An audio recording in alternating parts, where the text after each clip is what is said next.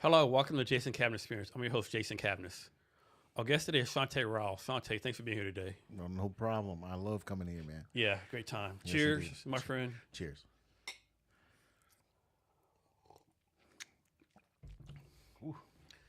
So this is your second time on the podcast. Thanks for doing this again. I really appreciate it. No problem. My goal is to have an even greater time than we did the last Yeah, time. let's do that. Yeah. So you do a lot of experimentation in your business, right? Yes. I've seen you sell pretty much everything from snow cones to ice cream. Like, talk about the Man. experimentation you're doing. Yeah, man.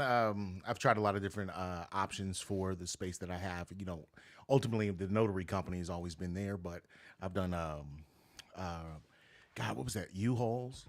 I've done that. I've had medical. I'm sorry. I've had God. What else did I do? You got me nervous right now. They're looking messing me up.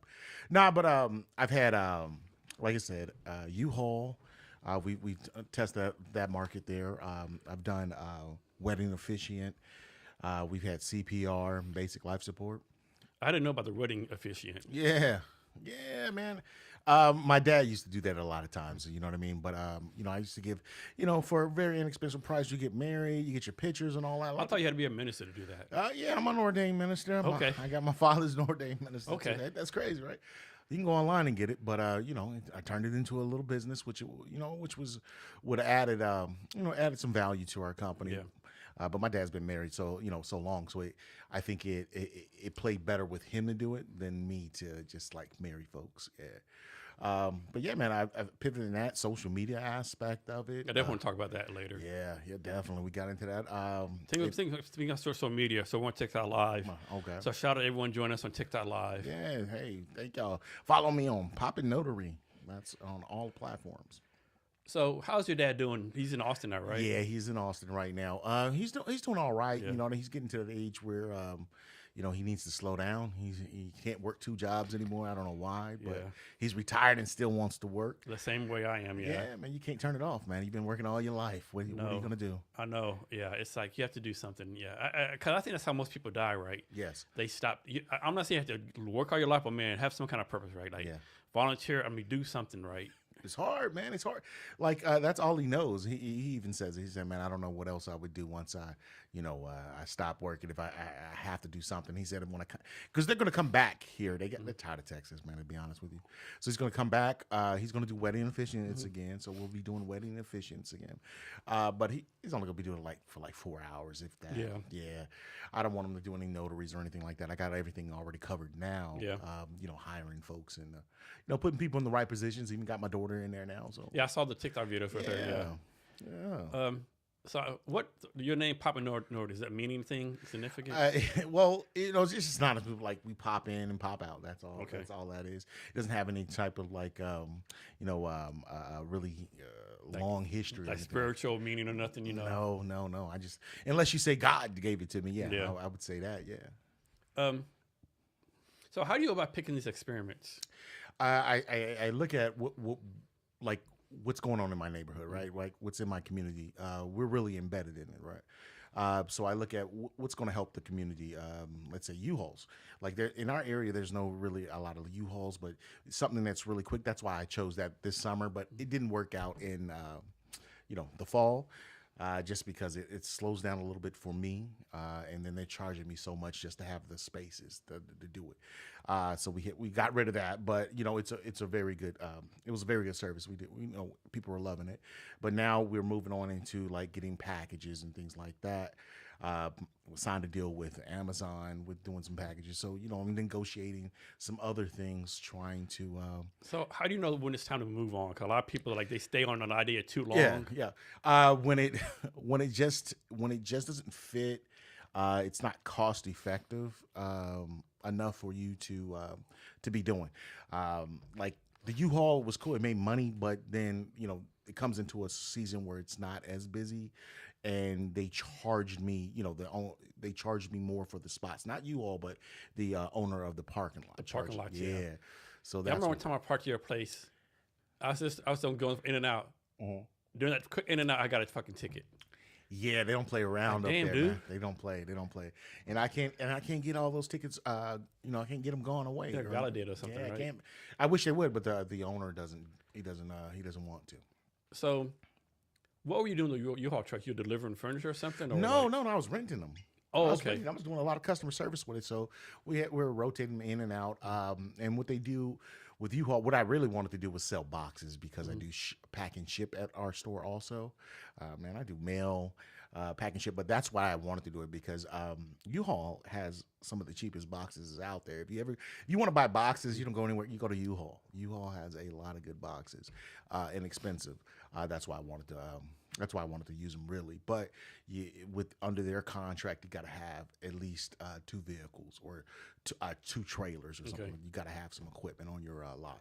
Were you like either selling ice cream or snow cones too? Yeah, but that's mainly for the kids that came in every day, right? Yeah. So, and were you giving that away for free, or you were charging? Sometimes. With the ice cream, I had I was going to start that. I was going to do some catering, and a company hired us out to sell ice cream, and then I had a whole bunch, and then I was like, man, what am I going to do with all this ice cream? And we're between 2 schools, and I just started offering out free ice cream. All the kids came and got it, and then I was like, man, there was a lot of kids out here that need something, especially in the neighborhood. So I started offering snacks, and so I sell chips, and it's not as great, but that there's nothing that's safe in the neighborhood for kids to go to. On a daily basis over there in that area, and a lot of parents come in and say, "Hey, we thank you for having this because there's nowhere else." Even school, some of the schools come up there and talk to us. Yeah. Have you get any sales from this? Like any parents come, hey, thanks for selling my kid chips. Here's like, whatever.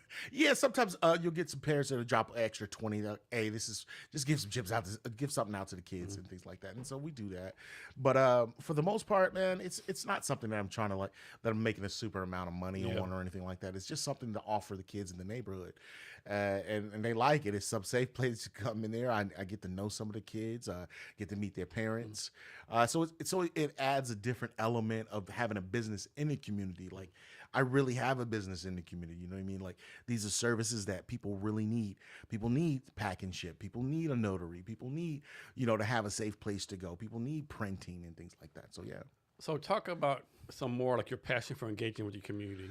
Man, it's just it's like trying to find a way to make it just run a little bit better. You know what I mean? Like, I try to jump into like the nonprofit area of it, and for me, I'm just like so business orientated. It's hard to play that type of game. You know what I mean? With politics and all that. But for the community, it's just offering services that makes your life more convenient, right? So if you're able to drop off all your packages because you work at the hospitals that were in between, you don't have to go to FedEx and UPS and 2 different times. You just come to one spot. We drop off everything. We take care of it. You got a nice pickup and all that good stuff. Yeah. And are you in the Hilltop neighborhood? Yes, I am. Okay. Well, we're on the edge of Edge of Hilltop. it? Yeah, just right there on the cusp of. So people know. So he works out of our business in Tacoma. You live in Tacoma too, right? Yes.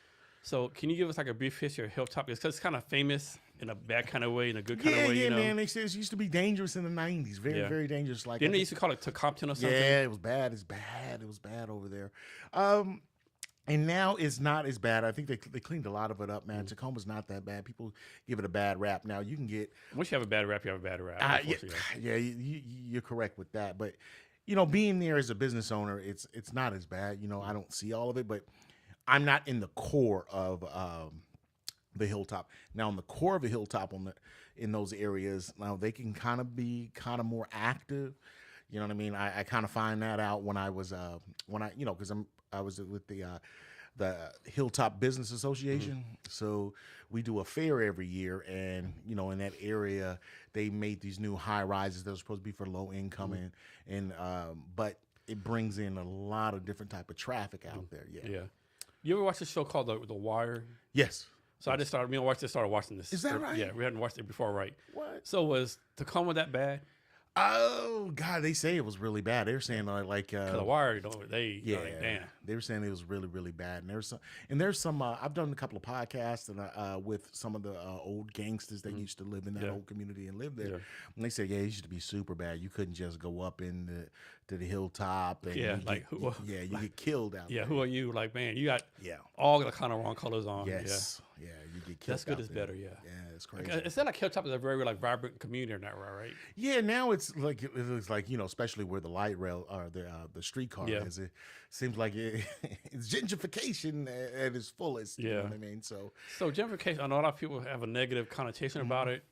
But in a way, it can be good, though, can it? Yeah, I think it can be, but you also take out the foundational element of what built that community. Because somebody's been living for like 30 years. Yeah. My thing is, like, I know a lot of people don't think they should sell their house, but, like, if you've been in your house for 30 years, here's each home and all, but, like, someone offers you, like, twice the value of it, it's hard to turn that down. I mean. But especially if you're, like, let's just say if you're a black a resident that own a house like that, that's life-changing money. Like you bought the house for $100,000 and somebody's like, yo, I'll give you $1 million for this. It's generational wealth. Yes. You got kids, grandkids, you think about what you can do for them, or do I want to be, like a better term, stubborn, just stay in this house, Yeah, it's tough. It's hard to turn that down, man. But then also you start thinking about what it does with the community. You drive out a lot of black businesses, and I say that because, man, I see it. You know what I mean? I see it. And I think the pushback would be, okay, black business, but like most black neighborhoods in Chicago, where I'm from, Odessa, Texas, on the black side of town, the non-white side of town, for a better term, like you got liquor stores. So do you rather have a black-owned liquor store or a white-owned fucking yogurt shop? Yeah, but I mean, that's a bad analogy, of course. True. But I understand that. I think that it's just got to be a business owner that really wants to like add something to the community, and that's what I'm trying to do. I think that's what a lot of these people move in gentrified. They add nothing to the community. Like, they just sell. That's it, and it's not really like you everybody is playing this game with the local politics in the cities, right?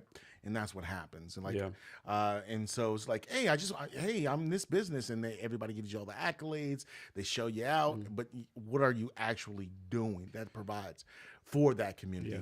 Giving out a burger is cool, but is that providing any type of extra value to everybody that's around there? You know what I mean? Yeah.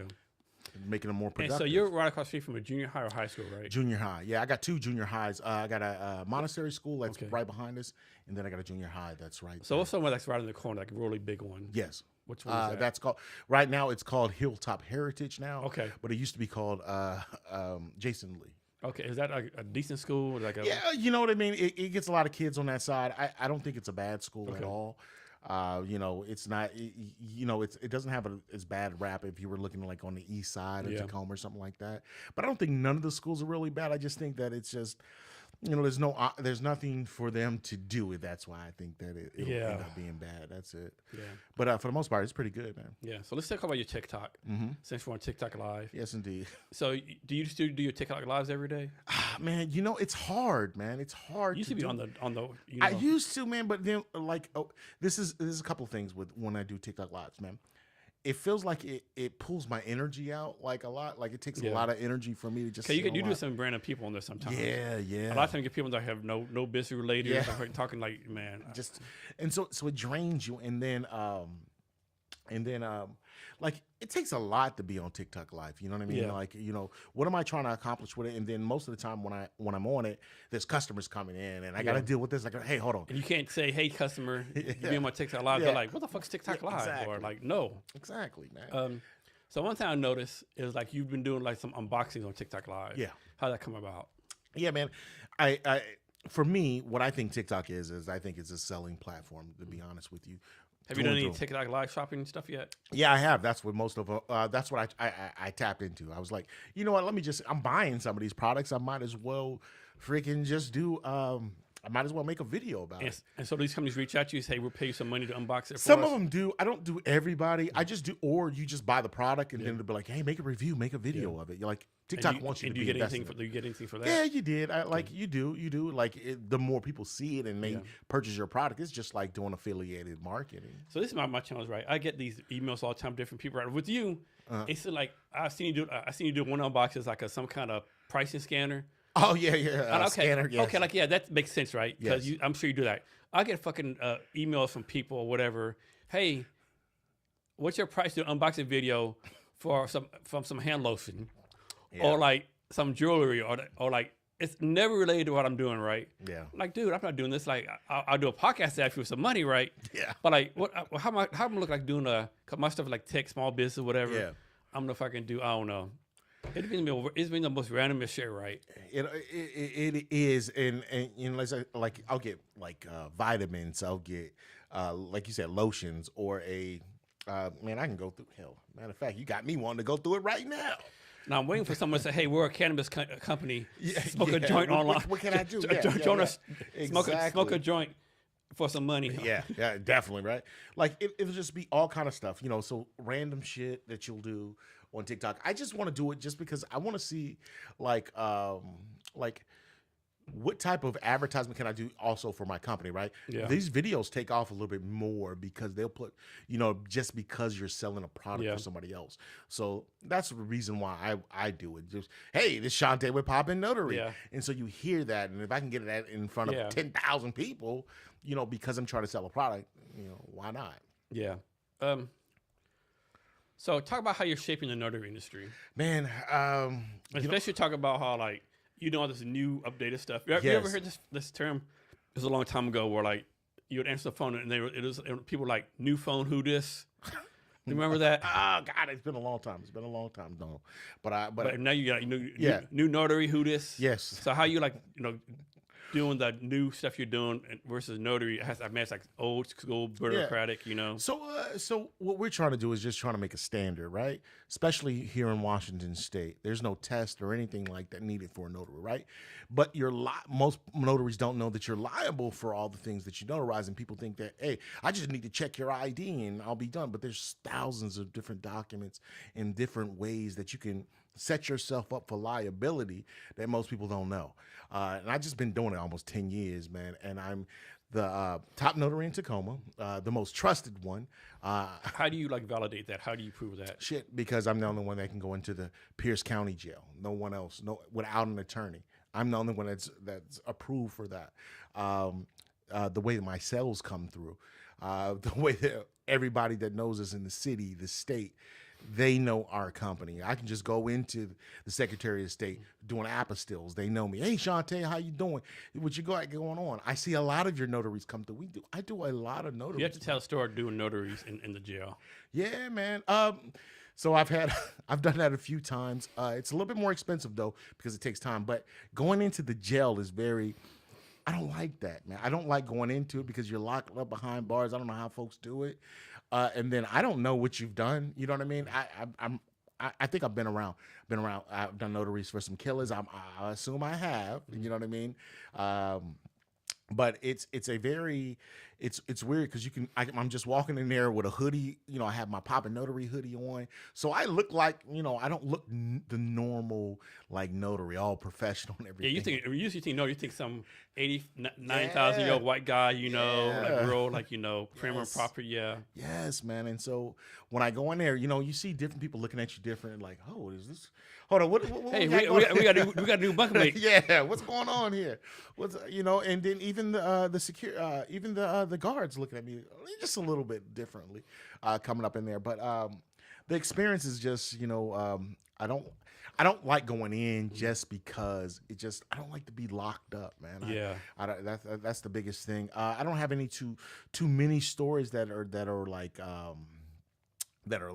inspiring or just like feels exciting to talk about. I actually do have one. A story. What's that? You told the story last time it was on here. You have to tell it again. Which one was that? This time you went to some in the fucking country, and the people had cats or something weird going on. And she was drinking water. I think so, yeah. Okay, so tell the story. Oh, yeah, that one. All right, I do. So, you know, at one time I did 33% of Thurston County for real estate signing. So 250, 280 loans a month, 10 notaries and all that. But I got selected to go to, it was in Olympia in the rural area. And I went to do the signing. The lady, you know, I don't like to talk about folks' houses, so sorry, y'all. But her house had poop and like dog poop on the floor and all that, and she had a creepy son, kept walking back and forth behind me. But she kept ranting and raving about this well water. She was like, hey, this is the best water here in Washington. This is the best well water you'll ever taste in your life. And I'm like, yeah, great. And she's like, you know what, you want to try something? I was like, yeah, definitely. Yeah, I'd love to try something. So she go get some of this water, and she gives it to me. It's in a dirty cup. It's a, it's a dirty cup. And I'm like, damn, this is exactly what I did. I looked at it. I was like, oh, God, I got to do this. And I just said, I was like, oh, my God, that's good water. She's like, are you done with that? I was like, yeah. She's like, just snatch it up. And she just started drinking my water and started doing the paperwork. And I have so many stories, man. I've had stories where the guy looked like, he was dressed up like a woman when he came to the door. And he had... I mean, this is the Seattle area, though, right? This is the Seattle area. Yeah. Where was he at when he did that, man? I can't. He was out. Where was he at? I think it was in Olympia, to be honest with you. I mean, Olympia, Seattle, same thing. But he was getting an attitude, man, and because he was looking at the paperwork, and I was going through the paperwork and putting my stuff on and all that, and he stopped. He said, "We'll wait until you're done." I was like, "Hey, excuse me, sir. Hey, all I'm doing is just, checking my work." Yeah. And I was like, and then I just said, fuck it. I'm going to just do it softly. And he stopped again. I just said, fuck this. I was like, you know what? I'm done, man. I can't even do this. I had to pack up, and I left. God brought us he had a big,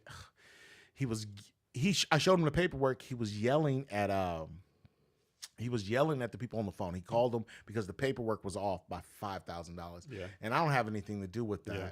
And he's like, motherfuck this. Y'all messed up my paperwork. He said, this is not the numbers I was talking about. Then he was yelling it. And he said, hey, don't be alarmed, but I got a replica gun I need to put up. Yeah. He pulled out this big ass gun. And to myself, I was like, man, I'm not going to have to run out this bitch. I might have to defend myself against this gentleman here, man. But, it's a lot of stuff that you deal with when you go into people's homes, man. You never know, right? You never know. But most of the time, they don't kill the person that's going, that's bringing money. Well, I've heard this, too. I've heard, whenever, you go to someone's house, I heard this somewhere, but it's people deliver stuff, furniture or whatever. It's like someone's house is nasty as fuck. Yeah. They're like, they don't say nothing right. Mm-hmm. They're like, this is normal. Yeah. But you go to someone's house, it's clean as fuck. They're like, apologize. Oh, I'm so sorry. Yeah. My house is not what it should be. I apologize. Yeah. To me, it made no sense. Motherfucker, your house is dirty as fuck. You should be apologizing. Yeah, man. But you don't want to say nothing when you be in these rural areas, man. And it's a little bit different for me because they might have a goddamn basement for your ass, right? Man, I've been to some creepy houses, man. I've been to some real creepy houses. I've been to one that's out in Yelm that you can't even. There's no phone signal. There's no cell phone signal at all. You ever been in a house where they say, "Don't go to that room"? I've been to a house where they have a Confederate flags up. That sucks. No, but not to go in that room. No. But Confederate flags. Dude didn't want me in the house because it looked like I have a video of it too because I was riding. I was like, damn, this is creepy because you have to. It's in Yelm, but it's in rural area where it turns off. You can't get no cell phone signal. Yeah. Can barely see the house. You got to drive through this creepy drive-through, and then the house has moss all on it. And then he comes out with a gun. He comes out with a shotgun. Like, hey, we're just gonna sign outside. Okay. The windows are blacked out and all that shit. I was like, ain't no tunnels going on the fucking house. No, man, it's not. That's crazy. Man, so you still go to people's houses and do this? At this moment, this time, I don't do it as much. I try not to. But they got to pay you some really good money? Yeah, they do. I just don't like doing it just because of that dynamic, man. It takes a lot of energy to go into people's homes, man. A lot of people have, they have their stereotypes about you already. It's hard being a big black man going into your house, you know what I mean? Coming up here, I have to do extra, just to make sure I stay safe. You get what I'm saying? So... Yeah. So is your daughter actually working with you now? She is. How's that come about? Is that a good thing or a bad thing? It's hard. I always tell people, man, it's very difficult to work with family just because a lot of people can't separate the dynamic between business and personal life. You know what I mean? And my daughter is a wonderful person. It's just that it's hard to be like, hey. How old is she again? She's 19. Okay. Yeah.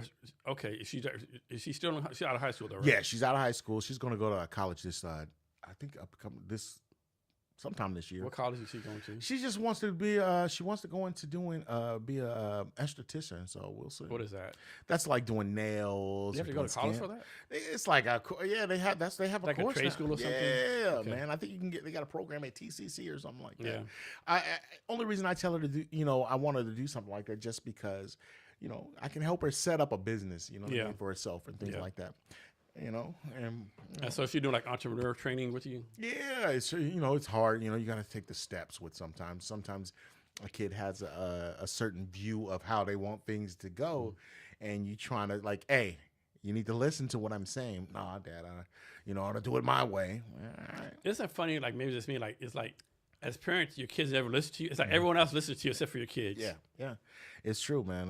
You can say, I'm the number one in what I do. Like, this is on the news a while ago. Maybe it's some kind of supposed to be right. I don't remember his name, but like you remember the group Linkin Park? Yeah. So the lead guitarist, I don't remember his name right. He was on TikTok. He did a story like he was like, "Hey, I'm not gonna believe this. Like, I'm not saying the best guitarist, but I'm pretty decent, right?" And so his daughter was 14, 15, wanted to learn the guitar. And he was like, I can teach you. Like, how are you going to teach me? Like, what do you know about it, right? And then, like, he's like, oh, shit. Let me. And the wife heard that. His wife told him, hey, let me show you this video. And like, what do you think about this guy playing the guitar? Man, he's pretty good. That's your father. That's not my father. There's no way it's my father. Yeah. And he like playing guitar in front of millions and thousands of people, right? And the daughter's like, yeah, no, you can't teach me shit. Yeah, exactly. I don't know why it's like that, man. And it's like they just see you as dad, right? Yeah. Nothing else. And that's what I think, and it's hard, man. I think it's more harder than like working with your parents, right? Yeah. Your parents always think, when I was working with my parents always like, hey, you do it. I was like, what are you talking about? I need you to do it.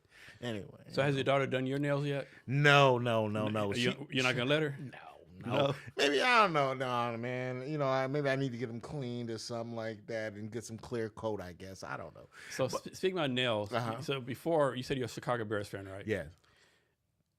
So Caleb Williams, right? What do you think about him having his nails done all the time? Well, it's him, you got to keep good hygiene, right? I mean, he says it's because like his mother's in nails business, so I get, but I know a lot of people be turned like he has like a pink, blue nails, whatever, Well, see, I don't know about the color. Maybe that's just the generation, though. You know what I mean? He does the color nails and stuff, I don't want to do that.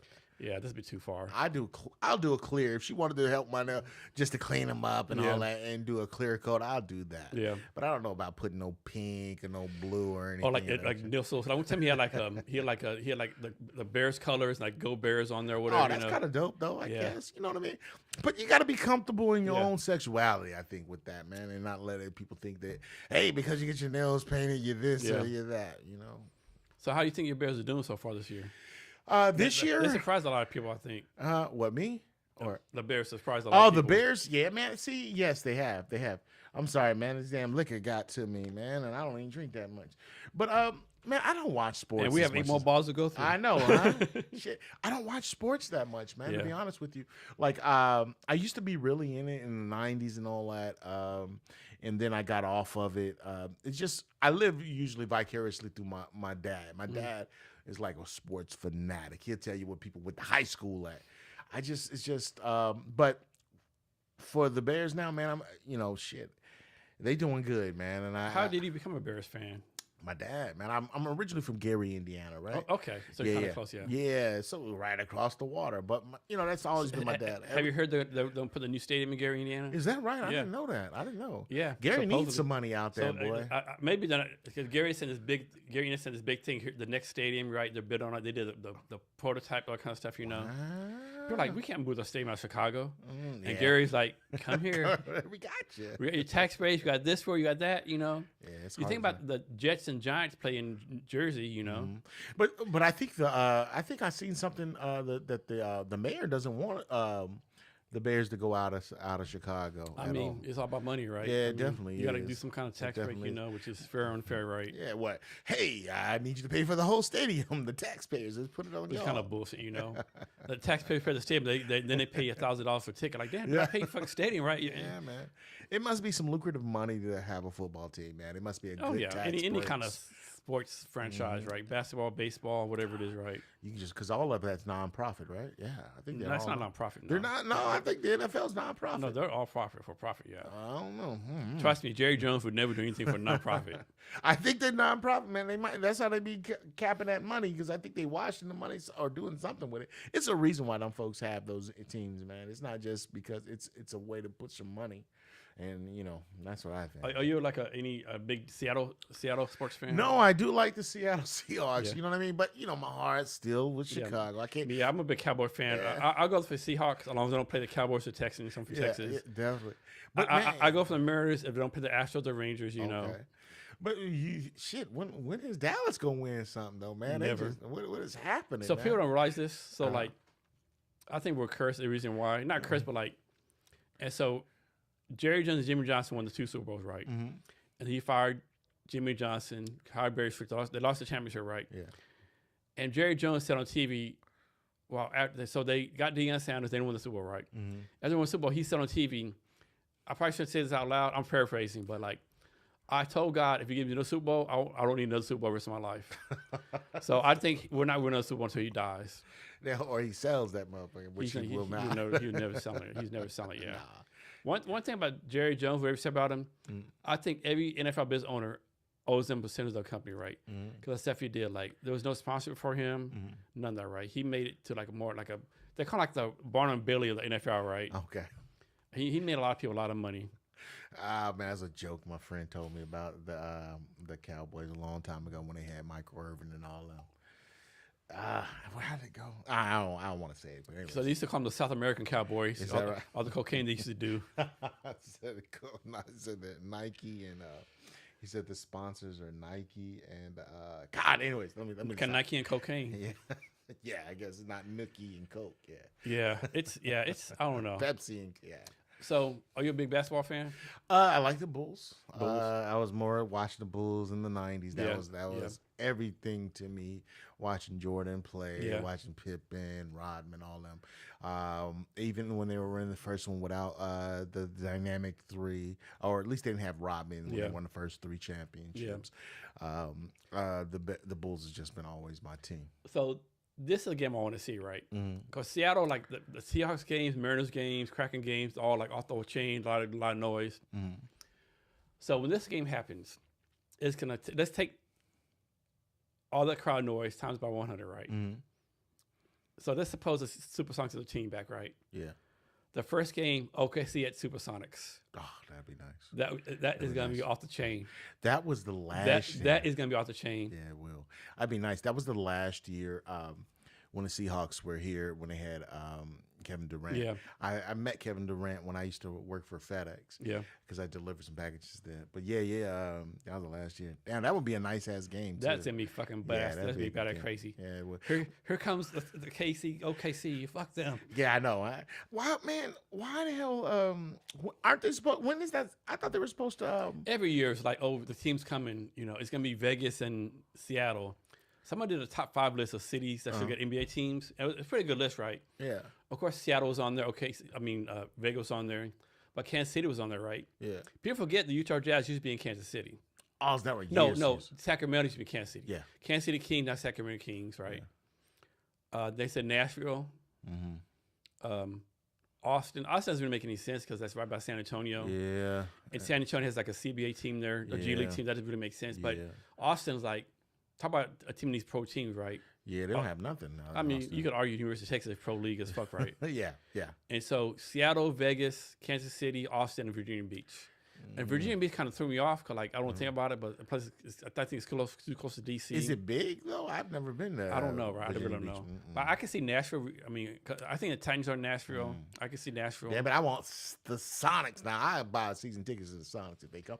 But why they keep? Do you know why they keep bullshitting on why not get the team couldn't together? Tell you, man. It's like politics, I think one year they're gonna burn them, and then the owners would kind of run away. There's too much money. Why? And then they're climate pledge is too fucking old. Yeah. I remember one year they had a place in Soto all fit out. Yeah, that's what I thought they did. I thought they had plans and all of that. Was 10, 15 years But I definitely think Vegas can get a team before anyone else does. Yeah, that's because it's entertainment all the way. So that's why they're probably gonna have a damn team out there. Damn, man. I should have ate something before I started drinking. It's pretty good, right? Yeah, it is. We're gonna eat after this. Yeah, I can't believe it. Yeah, but it's Seattle's a good sports town, right? It is, man. It definitely is, man. The Seahawks are good. I'm not gonna even go. I'll never take anything away from Seahawks. I was here when they won their first one. Should have won that second one. I can't believe that shit. I bet you they talk about it all the time. The Seahawks are doing good this year. I think the Seahawks game's gonna come on 2 minutes. We have it on TV, so people watch it if they want to. Yeah, it's crazy. Like Seattle and San Francisco, right? And like that's a good game in San Francisco, right? And with football, like there's so many potential coaching candidates here, right? Because you have like the Seattle coach, Kyle Shanahan from San Francisco, all the injuries, right? Yeah, New England, like you just on and on, right? Yes, indeed. You watch any college football? Man, I don't watch no sports no more. Man, I be so concentrated on trying to make some damn money in business, man. I would like to own one, but no, man. I don't watch any sports.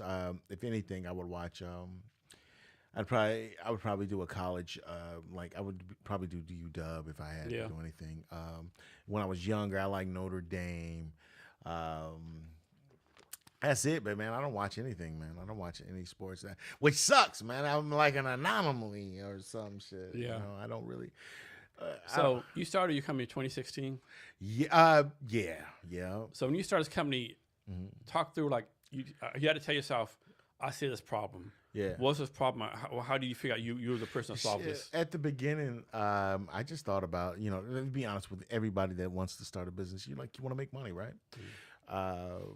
I knew that I couldn't, as a notary company, you have to have a brand.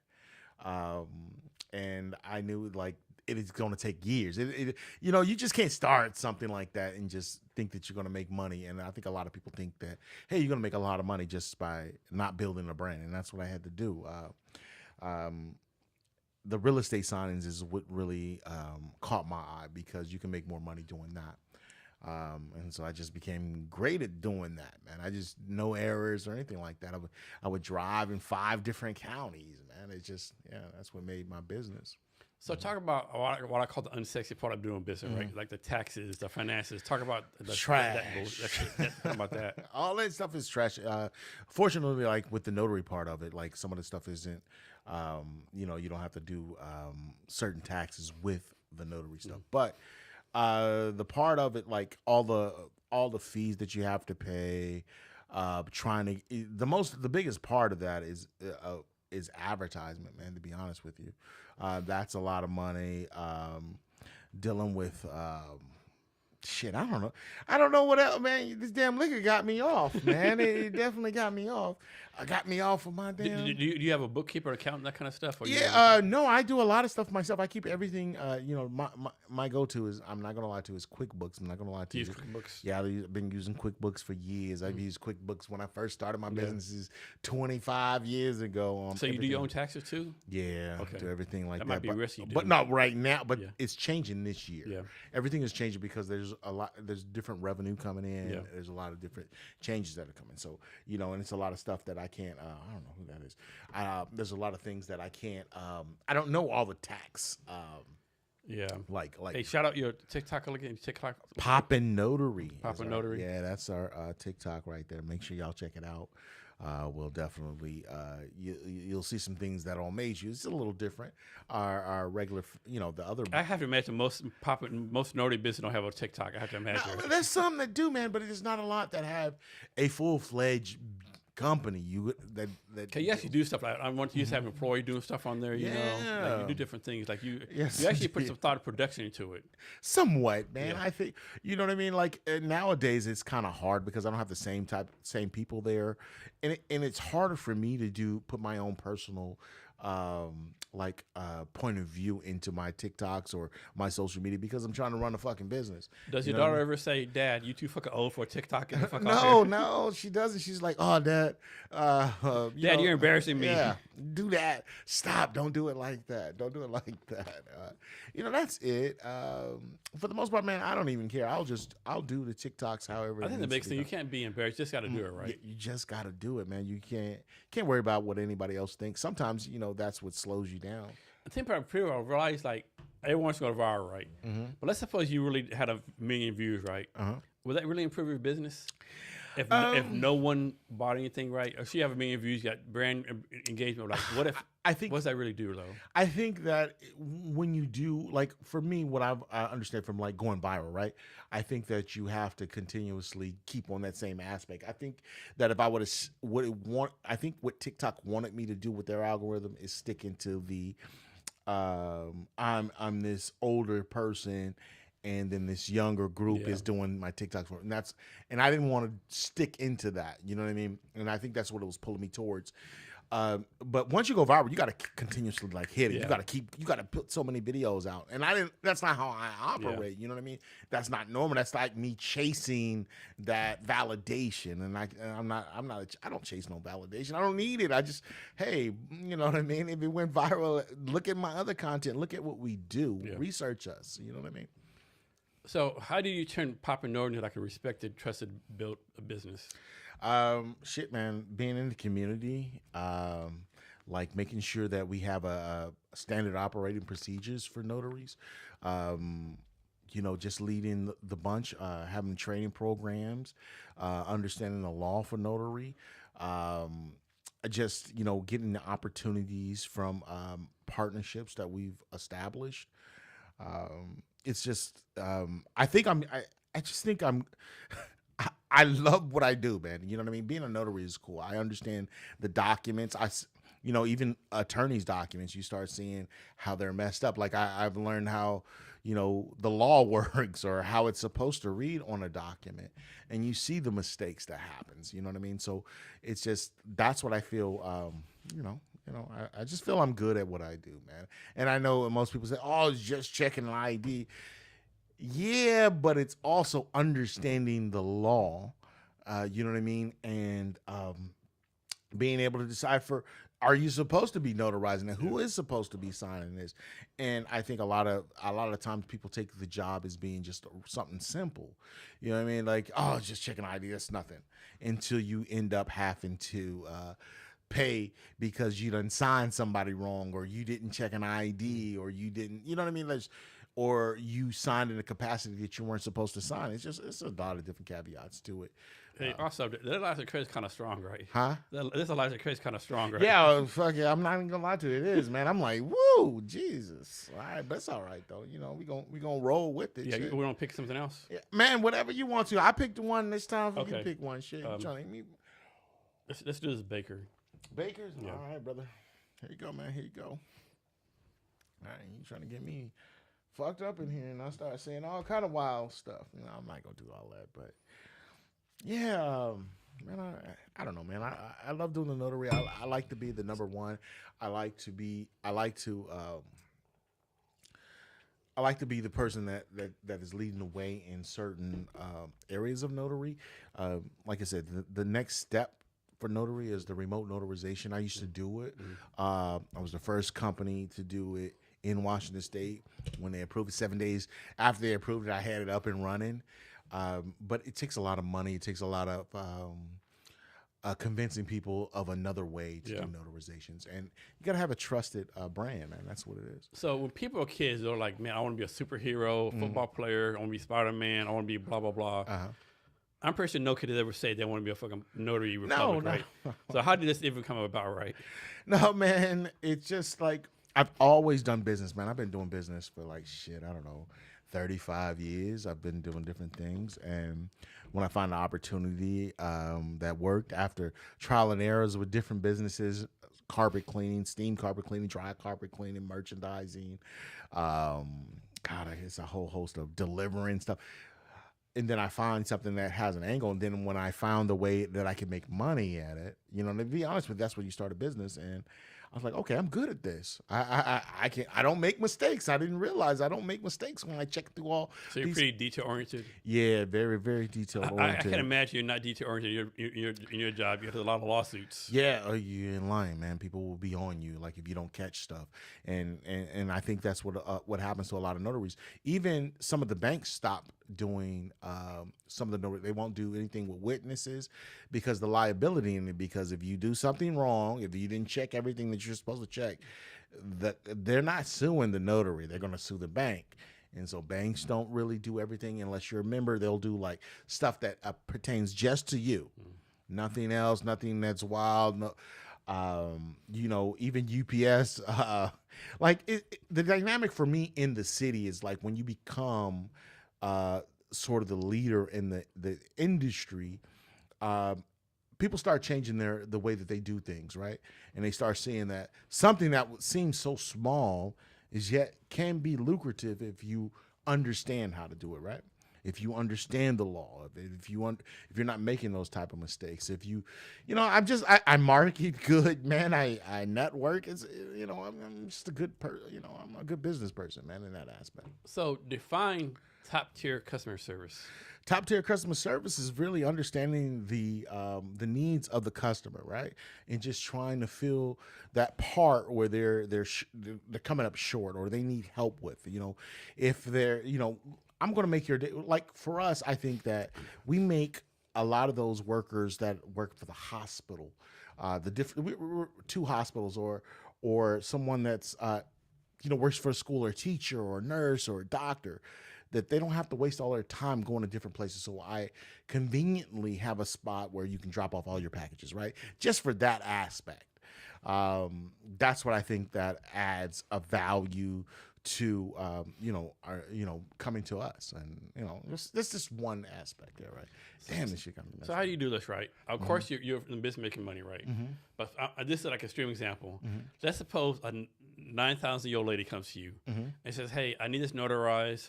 I can't pay you, but when I get this notarized, I'll get a check for like $10,000." Yeah, man. Everything is case by case basis, right? You know what I mean? So, I'm pretty sure if you sold a grandkid ice cream, relationship, all that kind of stuff. Yeah. So it's just a relationship thing. Like it just depends. You know what I mean? Like it just depends on what's happening that day. If you talk to me just right, or if you talk to the person right, our customer service isn't like where we try to throw you away. We just try to find out the best solution for you and try to give you different options, right? So we try to give you the best option. So if I need to make that free, now I don't do all free notarizations because I'm in for profit. Yeah. People say that I should, hey, maybe you should make it nonprofit, but then I'm on. There's no such thing. No. I've never heard of nonprofit notary republic. Bullshit. Yeah. What's the name of the restaurant next to you? It's a Southern Kitchen? Southern Kitchen, yeah. You still go there like 3 times a day? Well, I don't know 3 times a day. I like Shout out Southern Kitchen. Yes, Southern Kitchen. Go get you some Southern food right out there. Some Southern comfort food. It's good. You know what I mean? What I like about Southern Kitchen is that, it's family in there. They hire a lot of people from the community, different. They're very diverse. They've changed the menu and things like that. And I just like, I go over there. I've been over there, 5 years. I learned how to do the restaurant industry from just sitting there. I sit there, talk to everybody, know everybody. They treat me like family. They've been open for a long time, right? Yeah, a long time, 30 plus years. Definitely a pillar of the community, right? Yes, they are. Just pinnacle. That's why, in my advertisement, so right next to Southern Kitchen. People are like, oh, I know where that's at. I'll come right there. And so it's wonderful, man. So, how many kids do you have? 2. And I have some stepchildren from my ex-wife. Yeah, like how old are the kids? Like 19? How old are they? Yeah, my daughter's 19. My son is 14. Oh, here's a question for you. I think I might ask you this last time, right? So, from your point of view, what makes someone a good parent? Shit, being there, man, showing up, telling them, the things that you have come short at. You know what I mean? Like, especially with my son, I'll tell him, I'll tell him the real deal.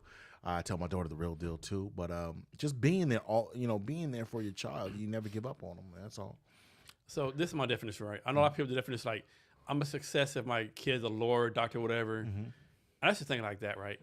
Or my kid, my best friend. My definition is like, you're a parent if after it's all said and done, your kid adds to society versus taking it back, right?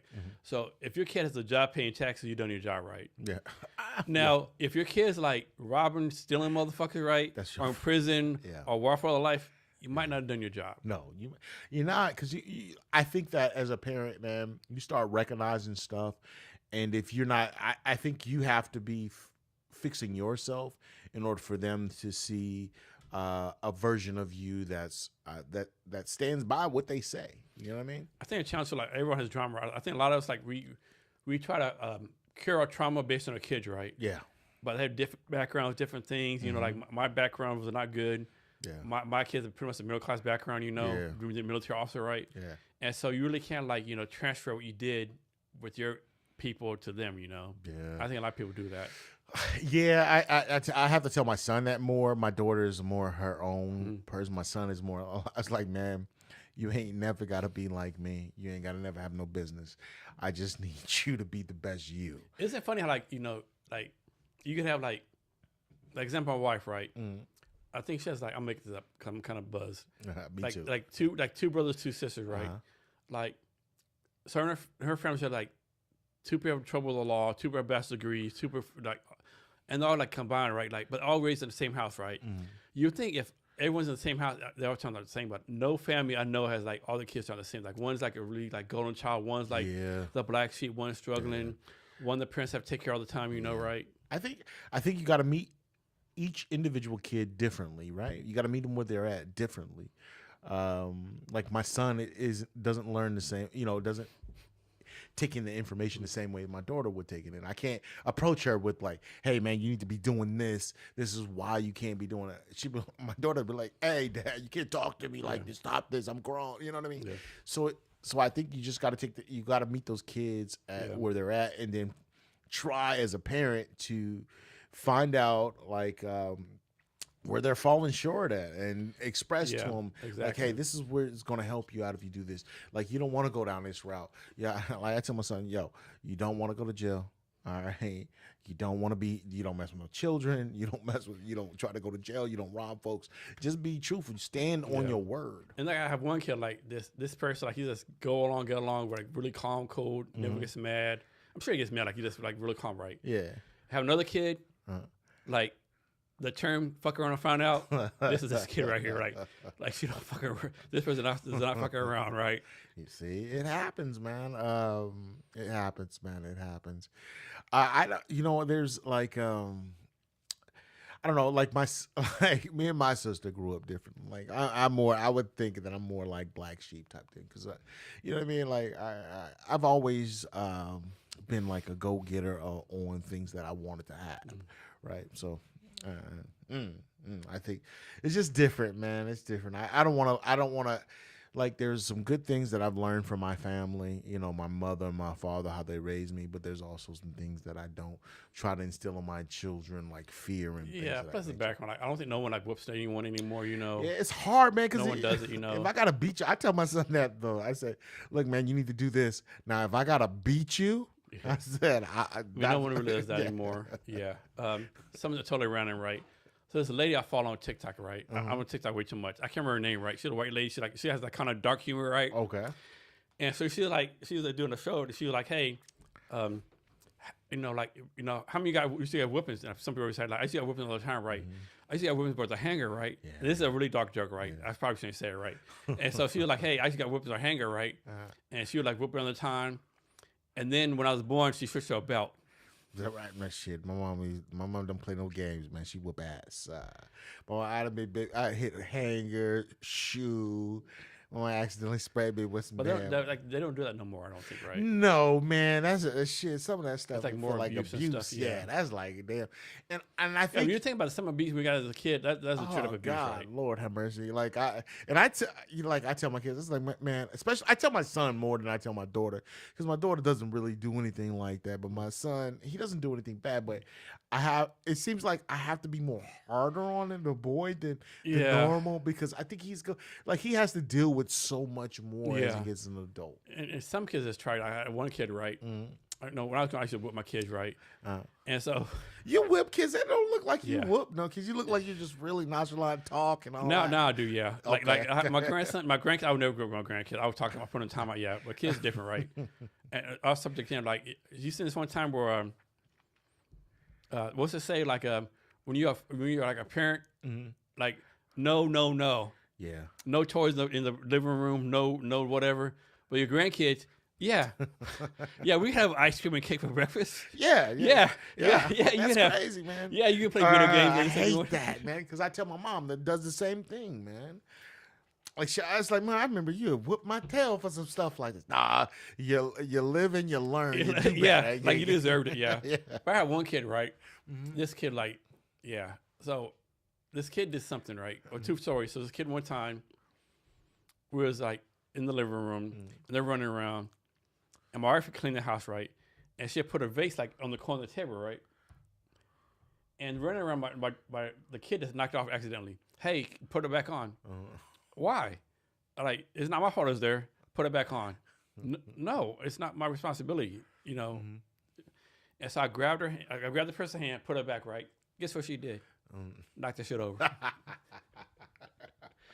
And another time, I had to whip this kid for something, right? And the kid looked at me like, are you going to whip me harder, or are you going to waste both the times? See. I don't know, man. I don't know beating. I think every family has that one, right? Yeah, they do. I'm glad. I thank the Lord I don't have that. You know what I mean? Thank the Lord I don't have that. That I have to whoop no kid's ass. Oh, thank you. But for the most part, man, I just like I have to just be calm on more of this stuff. It's harder. It's harder for me to have an adult daughter. You know what I mean? Because it's like you think about all the bad shit that can happen and all that, and then if she talks back, you're like, what can I? You know, it's like, oh, I need you to respect me in some aspects. For the most part, she does, but then there's sometimes that we just sometimes we'll have it out. So here's one for you, right? So like, if you have a son, you know, the thing is, okay, my son do what he want to do, right? As a daughter, like, man, protect her, whatever. Like, this is me personally, right? Of course, like, I have like one daughter is like in the 30s, married with kids. Another daughter, like, you know, I think in the 30s, living with someone, right? And like, of course, being smart, I know they're having sex, whatever, right? Yeah. But like, my thing is like, I guess I have to. I'll tolerate it, but I'll never accept it, right? Yeah. If that makes any sense, right? No, it does. Like, I'll tolerate it, but I'll never fucking accept that shit. It's hard because you don't want to see your daughter doing all that, you know, thinking that she'll do all that shit that you're so used to doing with somebody else. You know what I mean? Like, I don't want to think about it now, too. You got me feeling. Being a parent, right, is no easy time. No, it's not, man. It's not. You always. My mom used to always tell me that, man. She would always tell me that. And say, you're going to see when you get older, when you have kids, you're going to see what it feels like. Because I used to get on, Mom, I don't want you to stop calling me. You know what I mean? I'm like, fuck, I'm grown. What I'm doing that shit. And then when you realize when you have children, you think about all the shit that you were into. And people realize too, like, you know, like your kids, like, first of all, I think once your kid's 13, your job as a parent is over, right? Because that's middle school they takes change. over. Yeah, they change. Yeah, they change, right? They change, right? Another thing too, like I tell parents out there, like, look, kids early, like young, like, like you have to decide between going to bar with your friends and spend time with your kids, spend time with your kid, like, because like once they hit 18, they're like, who the fuck are you? Yeah, man, and that sucks, man, to see that. Sucks a lot. I was just seeing. I was listening to something today. What? Who was that? Charlamagne God was saying. He was saying that shit. He was saying that. You know, you spend the most time with your kids between when they're born until they're 18, and then after that, you don't really see them that much, man. And the shit sucks because you know. So someone said this one time. They're like, how did this person explain it? I'm paraphrasing. Like someone said, like they said, like suppose you're in your 30s, and suppose like you live in like Denver, and your parents live like I don't know San Diego, right? Yeah. And you see them like once a year, and you figure like, okay, my parents like 60. They live to 85, so like, okay, I have 25 more years of life with them. No, you don't. I know. You have 25 more times with them. Yeah, that's you have 25 more weekends, right? Yeah, that's crazy. That's not a lot of fucking time, right? And you think about whoever you know in your life, you have a limited amount of time, right? Yeah. So how do you make sure you like? My goal is when I meet someone, I talk with someone, like I want to kiss their ass on this, but like, how do I make sure I make their time the best, right? Because like, if like I met like Tom Brown today, and we had a conversation like, and I died. Like, would he have a good like? Would he say good things about me, right? Yeah. Shit, man, I don't know. It sucks, you know. You start thinking about death and all that good stuff. I start thinking about it like now, like if I wanted to, you know, get married again, right? And then maybe she wants kids. I'm like, damn, how old will I be? Like, will I live that long? Like, you know, that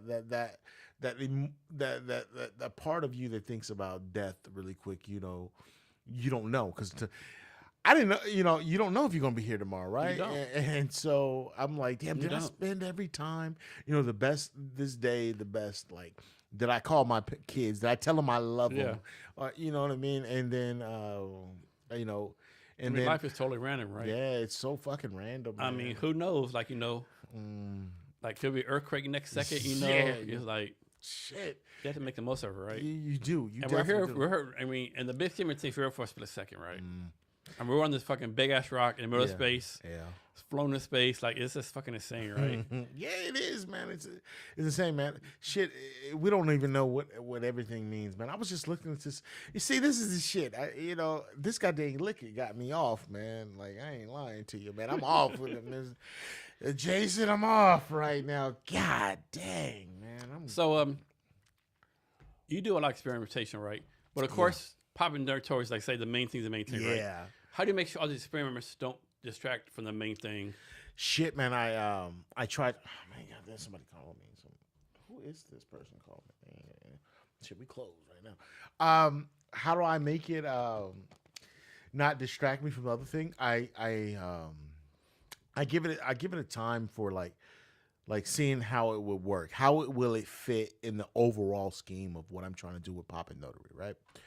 So if it's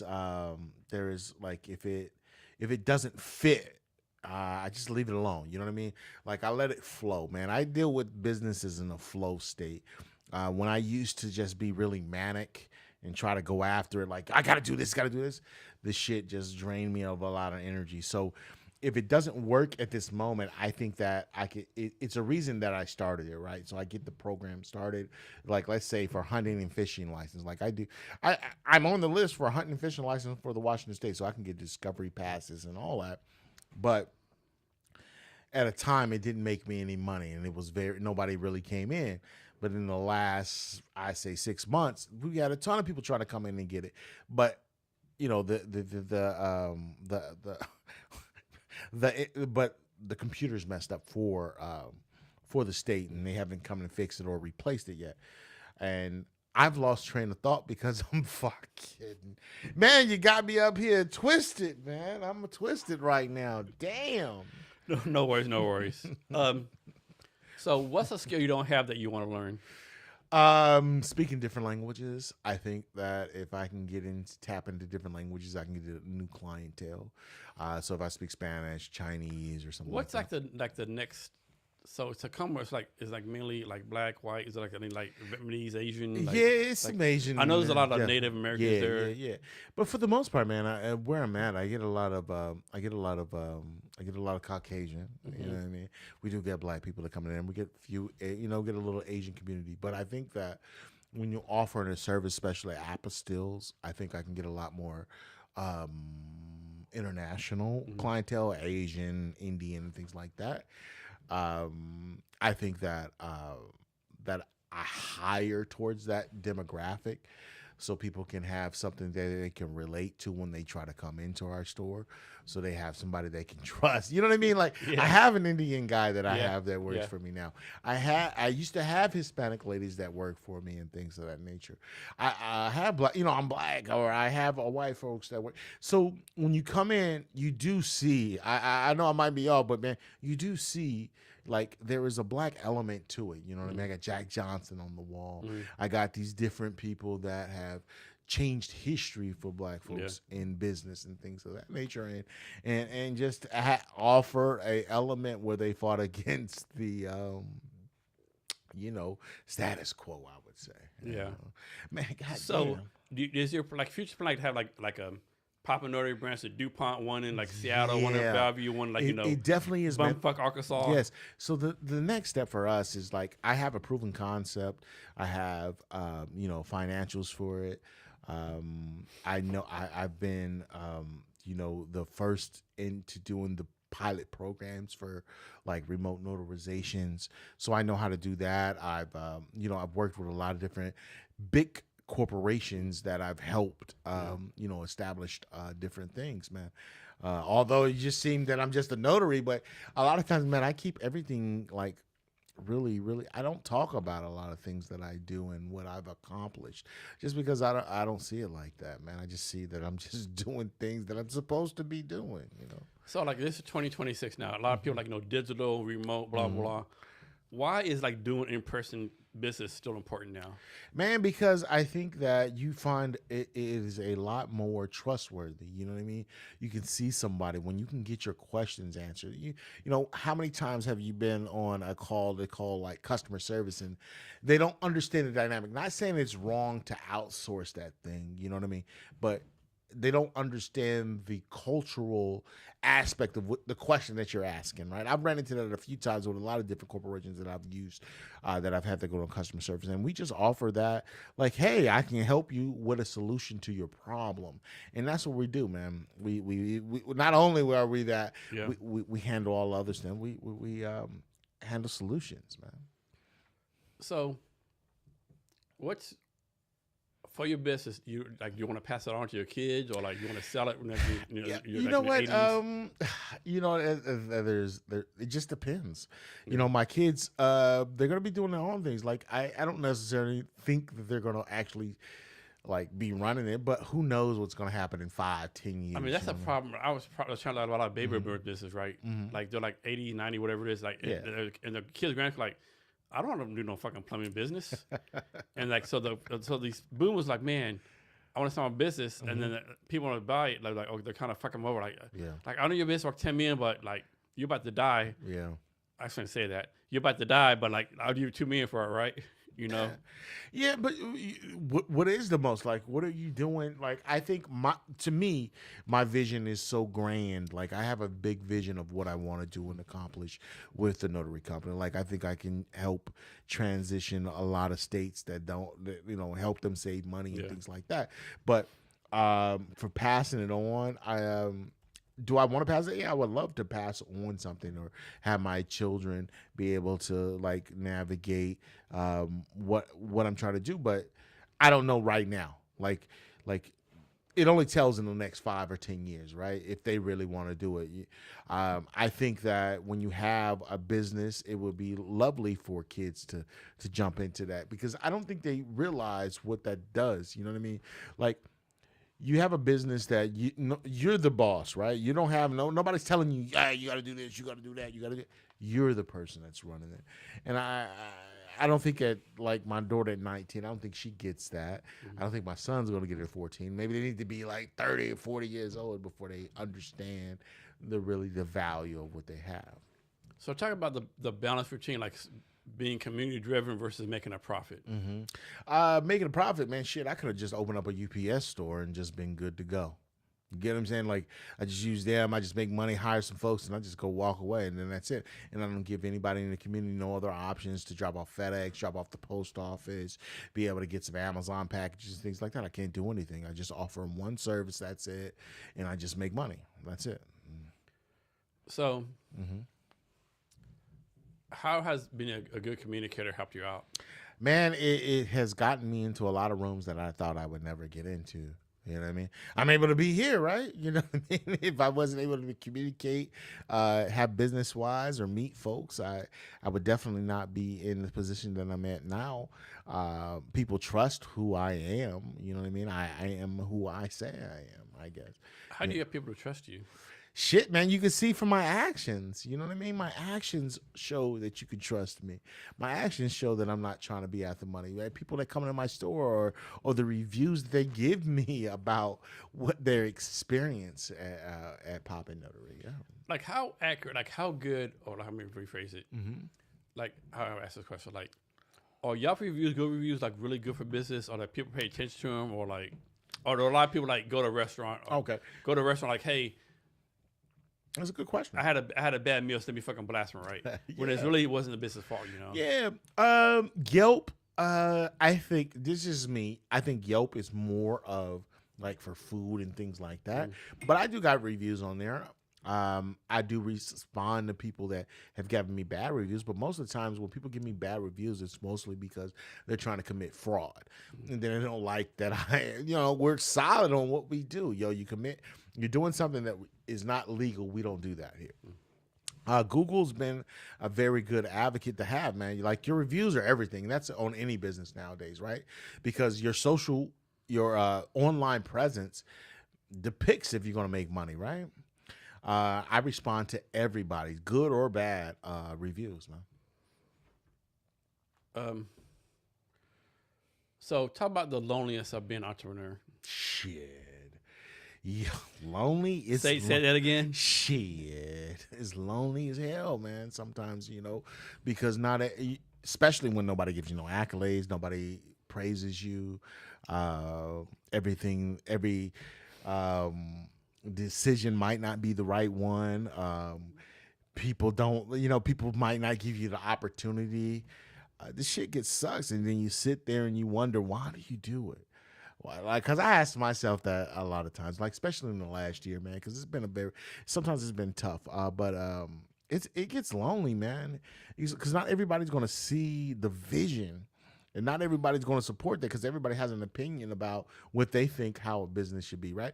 Oh man, I don't know why you're doing that. Because if you not did this by this time, you should just quit. And you gotta question your own self, like, do I stop this because somebody is saying this? Because it makes sense, but what is the inside telling you? Is the inside telling you to keep going? And shit, and that's what happens, man. I just keep going. I keep going because I don't have to have this business. I can quit right now and I'll be good. I can be in the Philippines. I can be in Thailand. I can be in Europe right now. But I enjoy doing it. You know what I mean? Like, I don't know what else I would do. I come to work when when I'm off. Like, when we have vacation, I'm there. I'll show up to work just to come in, man. That's how much I love it. That's how much I believe in what I'm doing. I believe that I can do it. Like, it's hard, man. But not everybody's going to believe. When everybody doesn't believe you, it's super, super lonely. It's super lonely when family don't believe you. It's super lonely when you start questioning yourself. The shit is super lonely. Jason, shit. I mean, that's the worst when your family don't believe in you. Yeah, man, it sucks. It fucking sucks. And then you don't know what to do. But you know what really keeps it going? I ain't gonna lie to you. My daughter does. Damn, that shit make me want to cry just thinking about it. This damn liquor. Nah, she really did. She said, Dad, I believe you all the way. Like, I believe you're gonna make it. I believe you're gonna do it. Just because what she can see, and it sucks, man. Like, I had to tell my mom this one time, man. I said, Mom, listen to what I'm saying.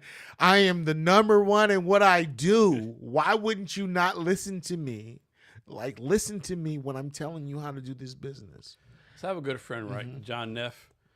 He lives in Mexico, right? He's been an entrepreneur his life, right? Former Marine entrepreneur his life, right?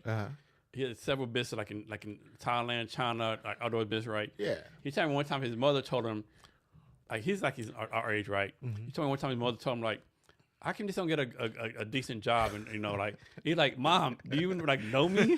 Yeah. Are you kidding me right now? Like, you want me to get a job to work for someone? Like, have you not followed my life? Last 30 years of my life? Exactly, man. It's hard, man, because people see you as like that person that you grew up and like that's it. Like, they see all they see a past you. You know what I mean? They see the past weaknesses or the past you, and they don't see the one that's right in front of you. They don't see that. Okay, he's still in business. Okay, he's doing it in the city. Oh, okay. He's got this. He's signing contract. Like I'm the number one in what I do. It's not bullshit, man. Mr. Kavanaugh, it's no bullshit. I am number one at what I do. Nice. Like, I don't bullshit. So being a business owner, there's like the vague stuff you got to do. Like a lot of a lot of gray areas, right? So how do you make a decision when there's no right answer? Shit, man, it's tough. You have to think about it. You evaluate it, and then something, you just got to do it. Like, you have to go along with what makes sense. So what makes sense? Like, let's say for U-Haul, just for an example, like, does it make sense for me to go through the whole winter and then that it slows down just a little bit? Not knocking what it is, but like, it's not cost effective. Does it work? Or like, does it fit on your grand scheme? No, it doesn't. So you have to let those things go, right? At this time, do you need to do wedding officiants? Does it fit into your scheme at this moment? No, sometimes it doesn't. Like, I still marry folks, though, to be honest with you. But yeah, that's how I just do it, man. I just get the balls enough to say I just got to do it. And then we'll see if it don't work. If it felt where it's too much, then I'll fucking step away. But for the most part, man, I just do the shit that I need to do. It flows to me. I let God lead me, and I just go from there, man. So how do you say like innovative in like this boring ass business? For like a better term? Shit, man, you do the shit that most people don't want to do. You know, you do it differently. You try to make it exciting. It is boring. Like I tell them when we be making TikTok videos, like, it's boring, but let's add some other elements. I think with tech, at least I break the monotony of the day, right? Yeah, man. Yeah, it is. But when you come into a store and you have a problem with a notary stuff and you're trying to figure out a way to help yourself, you come here to us, you figure it out. They were like, all right, thank you, man. I so appreciate that you're able to do this, or you're able to tell us the different solutions. And we have people that come in there that don't know how to use phones, man. We have to walk them through how to use a phone and send us an email. We're there, man. That's what my customer service is built off of. I don't know why I'm going into it, but it's just like we help folks. You know what I mean? Now, what's like a small detail that you like obsess over that customers actually notice? Shit, man. When I check all your documents, I make sure that it's right. And I was like, this is wrong. And people always tell me, look, they say, hey, our lawyer drew this up. I say, I get it. Are you sure it's a lawyer? Yeah. Like what college was he like fucking last in the class? Yeah, man. But I think lawyers they are professionals in law, not to draw documents. Yeah. You know what I mean? Yeah, so they're not actually the paralegal probably do that shit up. Yeah, it definitely. The lawyer, the paralegal drew this shit up. Yes, they don't go in there and make documents. They have somebody else do it, and sometimes those documents are wrong, and I'm there to help you to get them right. So you're a service business. Mm-hmm. From your experience, what do most service businesses like fuck up at? Not having a good system, not being able to get customers in quickly enough to deal with their objections, right? Like when you come to my site, you're able to get everything that you need, right? You say, I need a notarization. You go in there, oh shit, okay. Or you need a print. Okay, we can do it online. Just everything's just simple, especially for a small business that's here in that's a small business. You know what I mean? Like we do big business things. You know what I mean on that aspect. But damn, you got me drinking this guy. So how do you deal with all the changes like laws, like tax laws, HR laws? Like how do you keep up with all that? We just make sure that we read all the new laws that come out for the notary. Make sure that the customers are aware of what we're capable of doing. There's one, there's laws. I know all the laws for the notary part of it. We just check on it every year. I'm updating a course that I have for it. Now I say like for shipping and things like that, we find out, just different areas. Jason, man, I'm fucked up. Hey, how do you deal with a customer that you can't please? No matter you do that, you know what I mean. They're not going to be happy. All right. Now, sometimes I just have to. I'm so raw with what I do. It's dependent on if you have an attitude or not.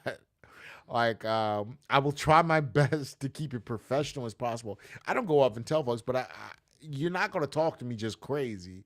I'm going to express that to you, like, hey, I'm just trying to help you. I've had an instance where I was like, I'm going to just go through these documents one more time because we're trying to find your mail, ma'am. And she's like, why you got to go through that? Why do you need to do that?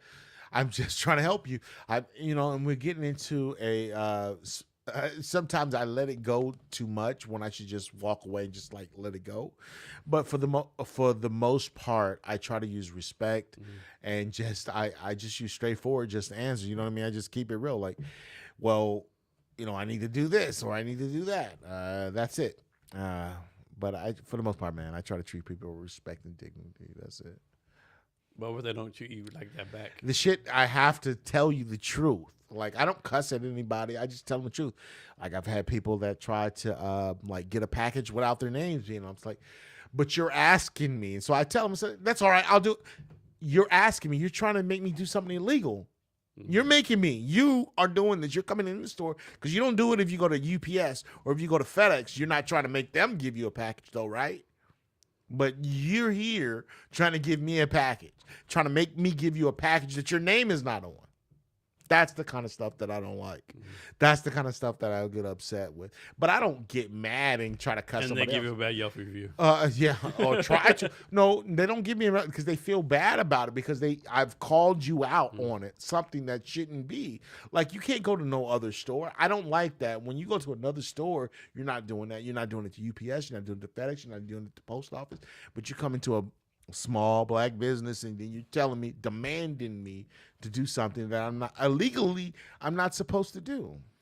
How has your definition of success changed over the years? Shit, man, success. Like, before I thought it was all about making money. Like, hey, you got to have all this money. But now it's more or less like, how am I impacting my community? How am I helping people's lives out? That's what success looks like to me now. You know, of course you want to make some revenue, but how am I impacting? Are the services that I'm offering helping you out in the community? Is that making your life easier? That's what I want to do. You know, that's what makes me successful. Is being an entrepreneur like in Tacoma, Seattle, Denver, Dallas, anywhere in the world, is it basically the same, or like each location has a different thing to do? I would think each community is different, right? You know, not every community can run the same type of aspect of business that I have. You know what I mean? But you can. I think when you open up let's say if I open up another one in Seattle, you know, it would probably be different. But it probably have its own type of people that work for it or do things, a different type of experience when you come in. You know what I mean? Like, I think that's that I think every community is different. So what's something like when you first started your business, you're like, man, this is kicking my ass, right? But now you're like, what is wrong with me? That's so easy to fix. But you kind of struggled with it in the beginning. It was struggling in the beginning was just like trying to have a standard operating procedure for doing notaries, right? Or like having clients that are not trying to find out when people are doing fraud, right? Because there's a lot of people that do fraud, man. My system is developed where if you're going to do fraud, you're going to have to go all the way. You're going to have to go all the way with the IDs. You're going to have to go all the way with paying with your own credit card. You're going to have to do all of it, the whole gambit. So I think that's what helps me out, man. Just making you shit, man. I'm off right now again. I'm sorry. Why you got to be drinking this shit? So, what's your schedule like? Do you like work 24/7, 100 hours a day? 6 days a week. Yeah. I probably work, I don't know, 10 hours a day every day. Saturdays I work. I don't really take off. I don't really vacation. Shit, I think in the last 5 years, almost 6 years, I've probably been on maybe 6 days of vacation, maybe 9. That's it. In 6 years. So that kind of sucks. I work so much, man. And then there's other aspects of the business where you don't want to do it. I don't want to fucking do bookkeeping and all that. Oh my fucking God. Yeah, it's a trip. So that's the aspect that I don't like. But yeah, man, I just spend a lot of time there. I'm just there. I think in my business, like adding, when we do, because I do mailboxes, man. Shit, I do everything legal. Everything when you come to Poppin Notary is legal. All right, I'm registered with the post office, so we do 300 people a month. You know what I mean? That's how many people I have. You ever get bored? Yeah, man, I do. What do you do with the boredom? Shit, I try to figure out what should I be doing. Do a TikTok. Yeah, shit. I wish it was like that, man.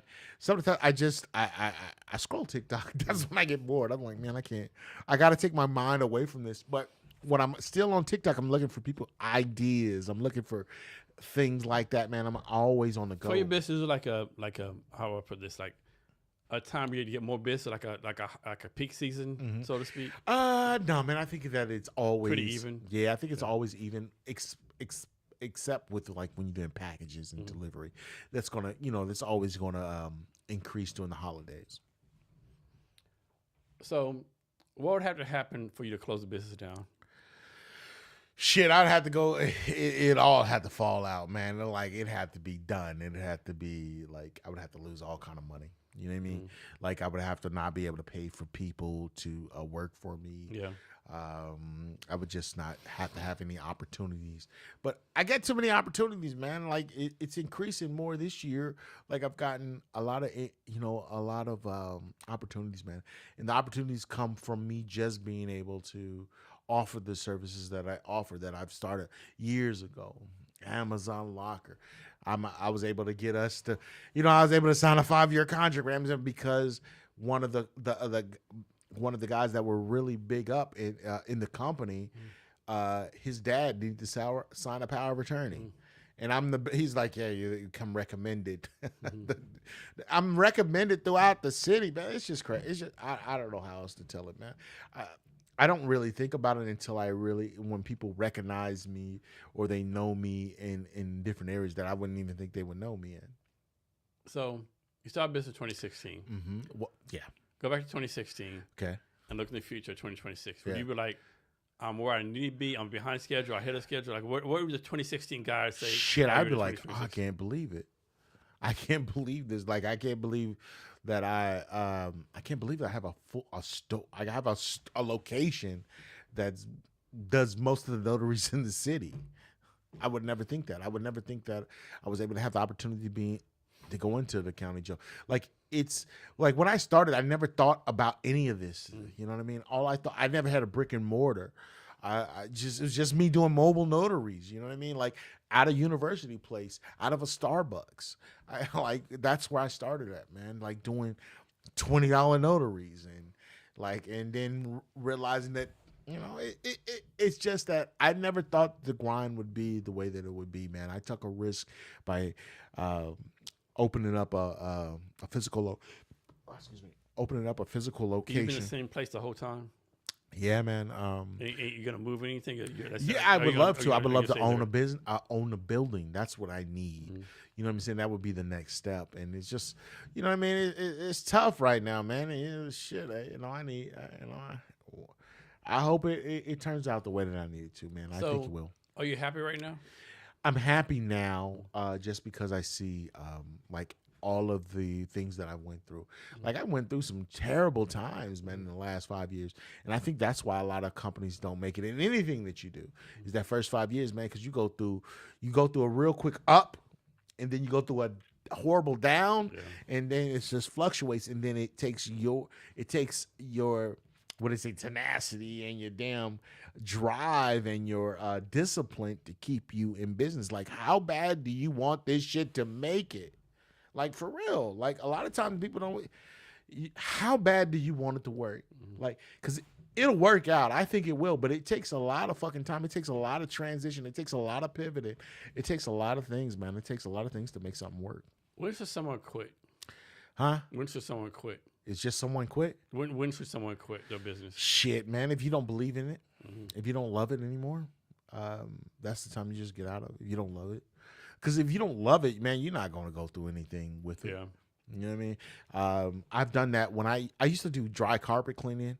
I was doing good and all that, but one day after 6 years I was doing carpet cleaning, and I was cleaning the carpets, and I was like, it took me 8 hours to do it. You know how much I did that fucking whole house for? $150. I was so heated. I spent 8 hours. And I told, and when I got done, I was like, I don't even like this shit. I hate this shit. And I knew that it was done right then. I don't want to ever do it again. And I stopped doing carpet cleaning, man. I've been doing a lot of different businesses, man. And I think those trial and errors have gotten me to be able to have resilience in having a notary company and things. How does the city of Tacoma support you, if at all? They've supported me earlier on and things like that. But anything when you're dealing with politics, man, you know what I mean? You got to play the game, and I'm not the type to play a game. I made money before I had to do any of this, you know what I mean? So I only came to doing this when I was losing money. You know what I mean? I was like, damn, I don't know what to do. And next thing was like, oh, go into accelerator programs and things like that. And I got into it. I met folks, and then I get into the city, and then next thing you know, I'm a good what did they say? What did the lady say? She said, "You're God, I can't a networker. I like the network. You know what I mean?" And then, people don't like you when you don't listen to the status quo or you don't go along with what everybody else does, and you tend to not get all the opportunities that you should be getting, even if you have everything, all your ducks in a row. So last July, I did an event called Cabinet HR Sales Got Tech that you attended to, right? Yes. Can you just talk about the event? Like, we've got anything out of it? Yeah. Well, I like the support no matter what. You know what I mean? I like the support. I like the event because I like how you were going through things. But it's been a minute since what I got was like, I was like, damn, I could probably maybe get into some of these events, and I want, maybe I need to I can network with these folks that are here, and that's what kind of what I got out of it. You know what I mean? And I was like, damn, I didn't know that you were going all the way in tech and all that good stuff. You're hosting things for these different organizations. Man, it was different. It was different. Yeah. But I did get something out of it. It's just showing me that it's possible, right? Showing me, like you said, you're just like, man, you just got to do it. I was like, shit, you're right. So how much do you still do a lot of networking? Not as much in this last year. I haven't done as much networking just because I've been dealing with the city and dealing with the different nonprofit organizations that people don't like me in some aspects. Just I don't know why, man. So for Poppin Notary, like, who's like your quote unquote like your perfect customer? Perfect customer is just someone who pays. Oh shit! Yeah, everybody wants to say that any business, right? No, I think the perfect customer is someone that is that needs to save some time, needs to have somebody that's able to answer the questions that they need, and just be reliable and be open. You know what I mean? When they need things to get done, and just be accountable. Because there's some small business that would be in my position that would close down early, wouldn't tell anybody. Like, we were very good. I'm open a lot of times of the year. Maybe I would say 355 days a year plus. You know what I mean? I'm there, man. I'm there.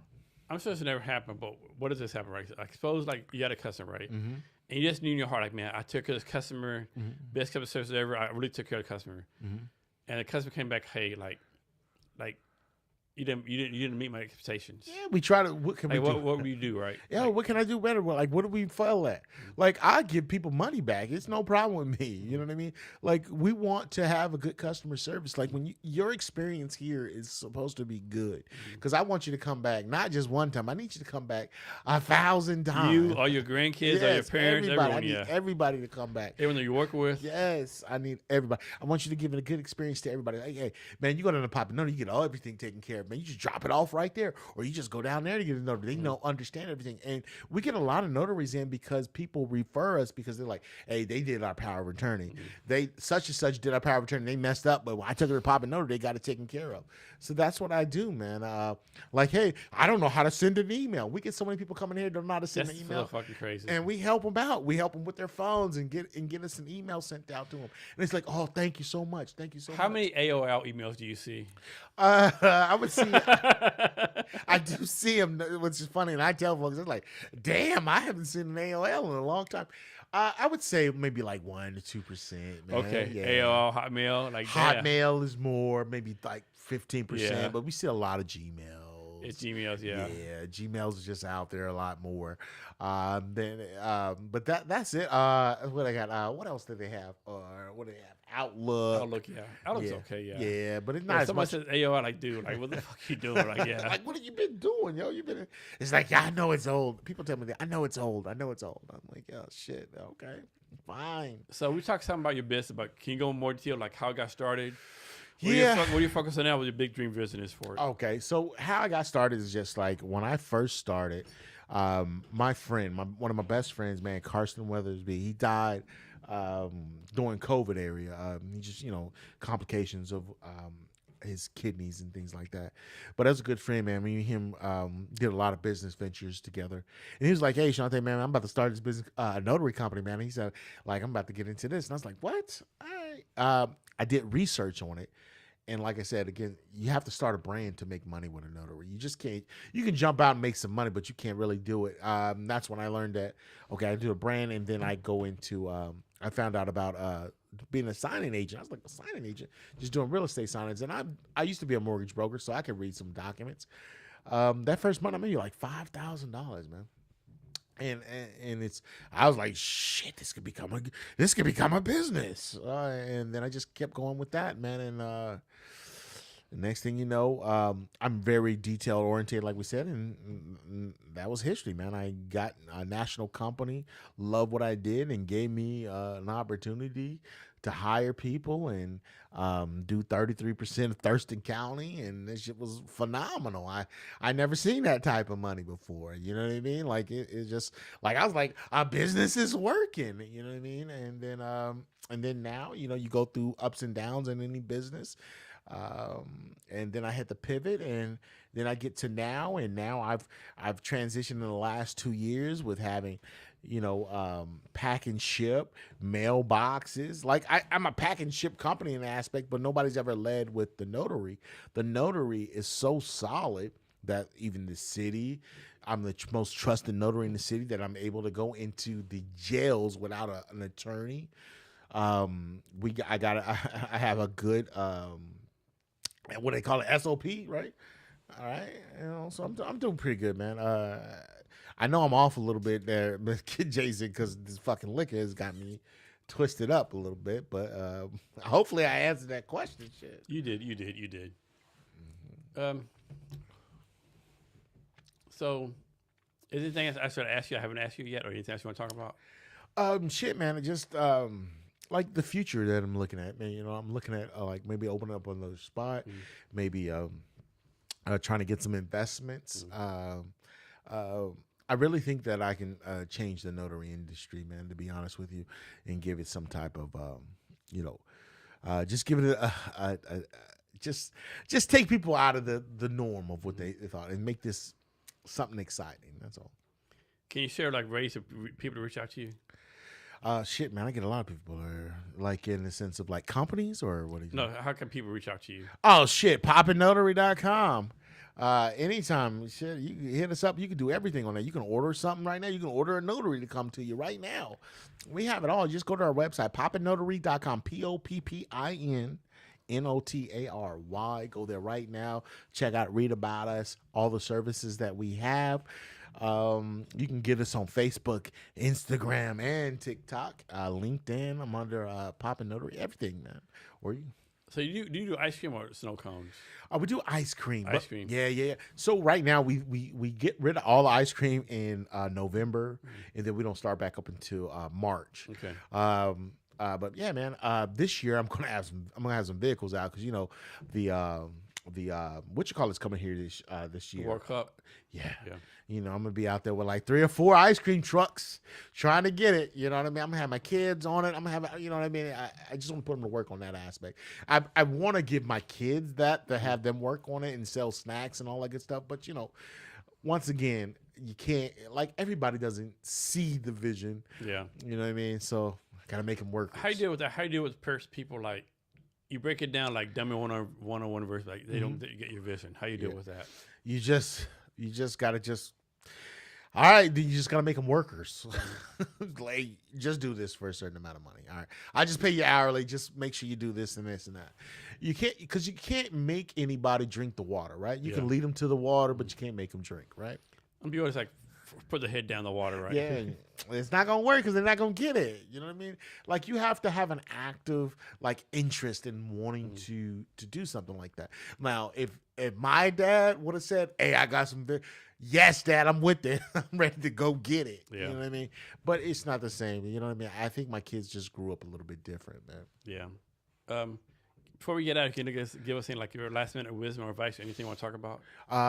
Yeah, man. I feel that if you have a business and, you know, don't give up on it, especially if you believe in it. No matter if your family don't believe in it, even you don't believe in it. I think that you gotta just continue on and just fight through it, man. Because if it's meant to happen, you know, and you believe it with all your heart, you gotta fucking do it. Just do it. My guy, thanks for your time today. Really appreciate it. Oh, man, I appreciate being here anytime. I come back again. I'm really twisted, though, but yeah. I'm really Hope you twist in a good way. Yeah, I'm twisted in a good way, brother. And to our listeners, thank you for your time as well. Remember to be great every day. Yes, indeed.